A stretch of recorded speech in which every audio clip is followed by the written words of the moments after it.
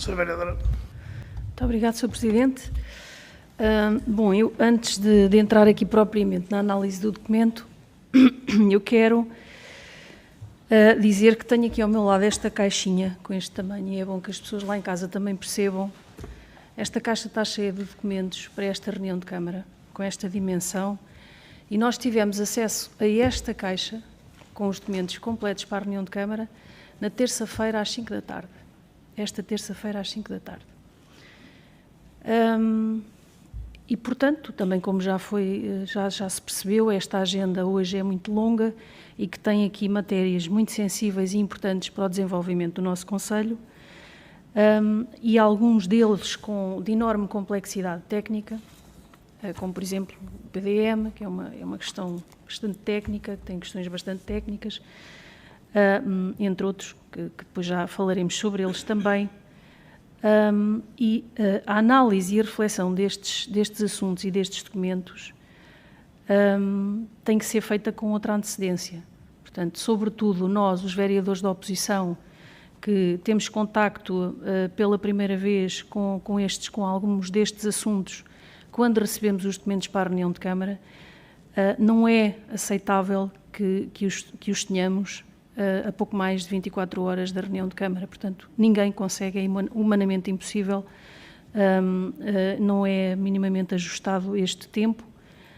Por essa mesma razão e também porque levamos muito a sério as nossas funções e primamos pelo sentido de responsabilidade naquilo que fazemos, pelo respeito que os eleitores nos merecem e também porque queremos cumprir as nossas funções com maior cuidado, maior rigor e a maior atenção. Pedimos logo no início do mandato uma alteração ao regimento, que foi aprovada, em que todos estes documentos de complexidade técnica nos deviam ser enviados com pelo menos 5 dias de antecedência. Portanto, isto não foi cumprido, mais uma vez, o que nos deixa aqui numa situação muito delicada, do ponto de vista da análise rigorosa dos documentos que nos são apresentados. Eu sei que há aqui documentos que têm meses de reflexão dos serviços técnicos, certamente terão meses também de reflexão dos senhores vereadores e do senhor Presidente da Câmara. Como podem compreender, não é neste pouco tempo que nos foi dado que nós conseguimos fazer uma análise rigorosa destes documentos e possamos fazer aqui também, dar aqui o nosso comentário e que seja um comentário bastante fundamentado, porque nem sequer podemos assessorar-nos tecnicamente, porque nós não somos técnicos em muitas destas áreas, se podemos até noutras, podemos ter algumas competências, em muitas das áreas que aqui temos não somos técnicos e, portanto, há aqui matérias que impunham necessariamente que pudéssemos assessorar-nos de pessoas entendidas nestas matérias, para que depois também pudéssemos fazer uma reflexão mais profunda. Temos insistentemente referido que precisamos ter estes documentos com tempo, que nos devem envolver nas discussões, mas a verdade é que isto não tem acontecido e tem até tido aqui uma tendência até a piorar este tipo de resposta. Temos até agora dado o benefício da dúvida, porque na verdade estamos todos aqui e a maior parte dos senhores vereadores e o Sr. Presidente estamos aqui a adaptar-nos às funções, mas o que aconteceu para esta reunião eu considero que é uma total falta de respeito pelo nosso trabalho. É uma desvalorização daquilo que são as nossas funções. E eu apelo mais uma vez a que não olhem para nós como o inimigo, como disse há pouco a senhora vereadora Isabel Marto. Nós não somos o inimigo, nós somos elementos deste órgão Câmara e, portanto, é como tal que devem olhar para nós. Nós estamos aqui numa postura de total colaboração, como já perceberam, nós trazemos imensas ideias e propostas e recomendações para melhoria, não só das propostas que são apresentadas, mas também chamando a atenção para alguns pormenores que possam não estar debaixo do olho e que nós nos vamos apercebendo. E nessa medida eu quero, desde já e em primeiro lugar, transmitir que já nesta reunião nós seremos forçados a votar contra alguns pontos, porque manifestamente não os podemos analisar convenientemente, não tivemos tempo sequer de os ler, quanto mais de os analisar. E que de hoje em diante é isto que faremos sempre que estes prazos não sejam respeitados e sempre que nós não sejamos respeitados no nosso direito de podermos analisar convenientemente os documentos e tê-los em tempo adequado para nos podermos pronunciar sobre eles. Mas entrando agora no ponto que estamos aqui em discussão, eu quero começar já por dizer que nós votaremos contra este ponto. E não tem a ver com a entrega tardia dos documentos, tem mesmo a ver pela nossa discordância com a opção da criação de uma unidade de direção municipal e também do correspondente cargo de diretor municipal. E até estranhamos que venha agora propor esta alteração, quando em dezembro foi mesmo aprovado o mapa de pessoal e nada fazia prever também a criação desta direção. Esta situação já foi bastante badalada nas redes sociais, porque estranhamente as coisas saem antes mesmo de nós sabermos na Câmara, de conhecermos estes assuntos e, portanto, isto já foi, peço desculpa, isto já foi amplamente discutido nas redes sociais. Certamente também puderam acompanhar essa discussão. A nossa posição não tem absolutamente nada a ver com isso, tem a ver com também o nosso sentido crítico e a nossa postura crítica. E eu passarei a explicar as razões. Eu inicialmente tentei perceber neste documento em que é que consistiam exatamente as funções e a missão da Direção Municipal de Gestão Integrada e no fundo, as funções em concreto do Sr. Diretor. E o que é que eu percebi, e basta nós olharmos aqui para o documento e percebemos que a missão e as funções do Sr. Diretor serão superintender de forma integrada a generalidade dos serviços municipais e associadas áreas funcionais. Para além disso, é também atentar proativamente aos desafios associados, entre outros à gestão inteligente, à governança pública e ao desenvolvimento sustentável e ainda atender prospectivamente às oportunidades de financiamento. Ora, eu, olhando assim, pronto, isto está aqui com uma terminologia um pouco mais complexa, mas assim, trocado por miúdos, no fundo, o que é que esta direção visa fazer? É dirigir, é gerir este município, portanto, é gerir os serviços, é estar atento àquilo que são os programas financeiros e é também definir estratégias, como há pouco o Sr. Presidente aqui referiu. E olhando para estas competências, a primeira pergunta que eu coloco é: então, mas estas competências não são em grande parte as funções do Sr. Presidente da Câmara e dos Srs. Vereadores?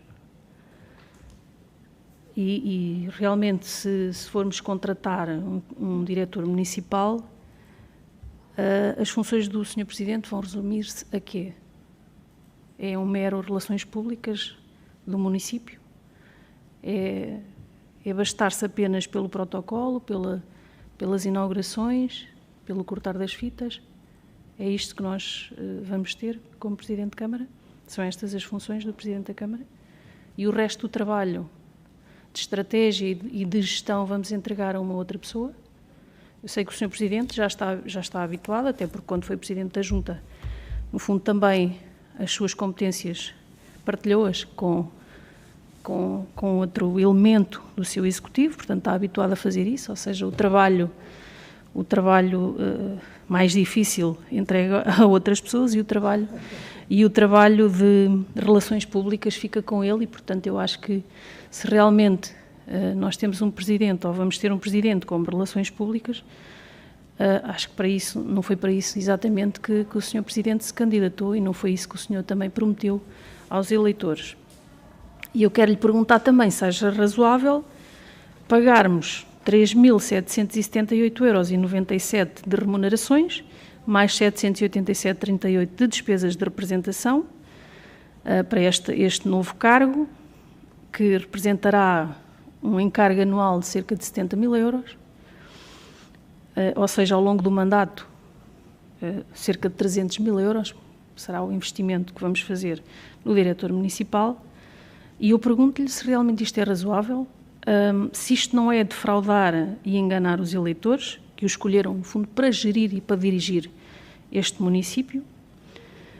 Perguntar também se o senhor, quando se candidatou, já tinha intenção de criar este cargo, ou se essa necessidade surgiu agora no exercício das suas funções e percebeu que realmente a função de Presidente é uma função muito exigente, muito exigente. É preciso trabalhar muito, é preciso estar muito disponível para pensar estrategicamente o desenvolvimento do Conselho. Se o senhor considera que o eleitorado ficará satisfeito com esta sua escolha, com esta sua opção de entregar a gestão do município a um diretor municipal, o senhor até pode dizer que legalmente é admissível, de facto é. Legalmente é admissível. O Estatuto do Pessoal Dirigente das Câmaras prevê esta possibilidade de criar estes cargos, desde que tenha cobertura orçamental e desde que também que se demonstrem critérios de racionalidade organizacional, como foi aqui também indicado genericamente, face àquilo que são as atribuições e competências. Também sabemos que antes de 2017 isto só era possível nos concelhos com 100 mil ou mais habitantes. O que lhe pergunto também é se o senhor acha mesmo que o município de Pombal tem dimensão para justificar este cargo, tendo presidente, vereadores, chefes de divisão, chefes de unidade.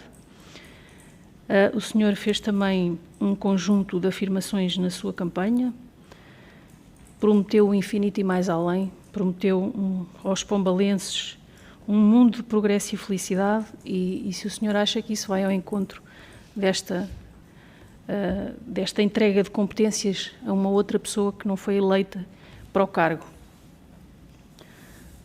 O senhor Presidente também, e queria-lhe dizer isto, referiu que, quando da discussão do orçamento e das grandes opções, que não havia dinheiro para grandes investimentos, até porque a maior parte do orçamento estava já comprometido com investimentos que já tinham sido feitos, com projetos que já tinham sido aprovados previamente.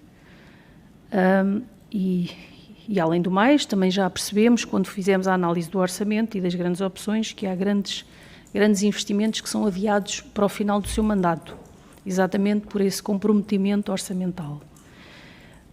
E o que lhe pergunto é se realmente gastarmos estes 300 mil euros ao longo deste mandato, se isto é razoável tendo em conta essas limitações orçamentais que referiu, e se o senhor realmente vai avançar com esta nomeação, nomeação não, neste caso será um concurso, se o senhor realmente vai avançar com esta contratação por concurso e se realmente é este o legado que o senhor Presidente quer deixar como Presidente de Câmara.